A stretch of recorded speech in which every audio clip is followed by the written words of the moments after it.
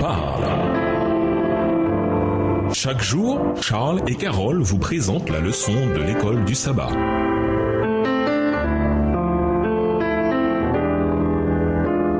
Bienvenue dans votre émission Dieu nous parle. Nous voilà à la leçon de lundi, les petits groupes dans l'Écriture. La Bible donne de nombreux exemples de petits groupes en prière, vivant des moments de communion fraternelle, s'encourageant les uns les autres et travaillant ensemble pour Christ. Ces groupes donnèrent au peuple de Dieu l'occasion de partager les responsabilités et d'utiliser pleinement leurs différents dons. Autrement dit, de petits groupes peuvent donner l'occasion pour le Seigneur d'employer chacun de nous au maximum. Lisons Exode 18 et versets 21 à 25. Quel conseil providentiel Jéthro, beau-père de Moïse, donna-t-il qui fit une grande différence pour Moïse? Pourquoi ce plan était-il d'une importance absolue? Exode 18, les versets 21 à 25. Choisis parmi tout le peuple des hommes capables, craignant Dieu, des hommes intègres, ennemis de la cupidité. Établis-les sur eux comme chefs de 1000, chefs de 100, chefs de 50 et chefs de 10. Qu'ils jugent le peuple en tout temps, qu'ils portent devant toi toutes les affaires importantes et qu'ils prononcent eux-mêmes sur les petites causes. Allège ta charge et qu'ils la portent avec toi. Si tu fais cela et que Dieu te donne des ordres, tu pourras y suffire et tout ce peuple parviendra heureusement à sa destination. Moïse écouta la voix de son beau-père et fit tout ce qu'il avait dit. Moïse choisit des hommes capables parmi tout Israël et il les établit chefs du peuple, chefs de 1000, chefs de 100, chefs de 50 et chefs de 10. Chaque individu dans le camp d'Israël était désormais membre d'un groupe de 10 personnes, conduit par un officiel consacré. Ces petits groupes étaient un espace de résolution de problèmes, mais ils étaient aussi beaucoup plus. C'était des espaces de convivialité où l'on pouvait prévenir les problèmes et entretenir la vie spirituelle. C'était des espaces de vision où l'on pouvait partager les plans de Dieu pour Israël. Dans de tels groupes, les gens pouvaient former des relations étroites et bienveillantes qui pouvaient aider toutes les personnes impliquées à affronter toutes les difficultés qu'elles rencontraient. Pas de doute, à l'époque comme maintenant, les gens ont des difficultés que d'autres pourraient les aider à résoudre. Les petits groupes fournissent des occasions de chaleureuse convivialité, de croissance spirituelle et de résolution de problèmes. C'est tout à fait fascinant. Les spécialistes des petits groupes nous disent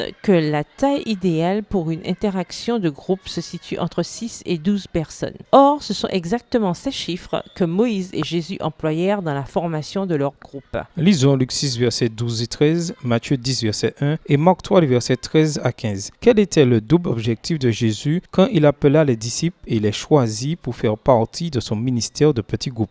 Luc 6, les versets 12 et 13. En ce temps-là, Jésus se rendit sur la montagne pour prier, et il passa toute la nuit à prier Dieu. Quand le jour parut, il appela ses disciples, et il en choisit 12, auxquels il donna le nom d'apôtres. Matthieu 10, verset 1. Puis, ayant appelé ses 12 disciples, il leur donna le pouvoir de chasser les esprits impurs et de guérir toute maladie et toute infirmité. Marc 3, les versets 13 à 15. Il monta ensuite sur la montagne. Il appela ceux qu'il voulut, et ils vinrent auprès de lui. Il en établit 12 pour les avoir avec lui, pour les envoyer prêcher avec le pouvoir de chasser les démons. En appelant les disciples, l'objectif de Jésus était de les préparer, aussi bien sur le plan spirituel que pratique, pour leur mission auprès du monde, dans la communion avec lui. Ils grandiraient en grâce. Dans le cadre de leur rencontre en petits groupes, ils apprendraient à servir plus efficacement, jour après jour, tandis qu'ils observaient Jésus répondre aux besoins des gens autour de lui. Ils apprendraient par l'observation à employer leurs dons. L'objectif des petits groupes de Jésus était à la fois le développement spirituel et l'évangélisation. Repensez à une époque où vous avez été impliqué dans un petit groupe de gens, quelles qu'aient été les circonstances, qui se souciaient les uns des autres et qui œuvraient en vue d'un objectif commun. Qu'avez-vous appris qui pourrait vous aider à comprendre la valeur des petits groupes dans le contexte de notre foi? Au revoir. Et à demain si Dieu veut.